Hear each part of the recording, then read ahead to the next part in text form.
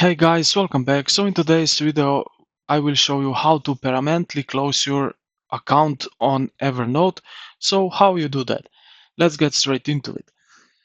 Here in Evernote, we will go here to our profile name, click on it, and then account information. It will load up a new window. After that, on the left side, click on profile under your account. Click on that. It will open up a new window and go here to security and account status.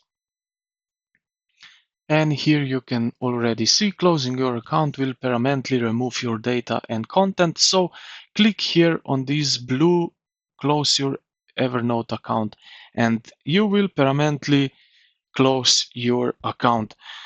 So I hope this video was helpful. If it was, consider to like and subscribe to the channel. Thank you for watching and I will see you in the next one.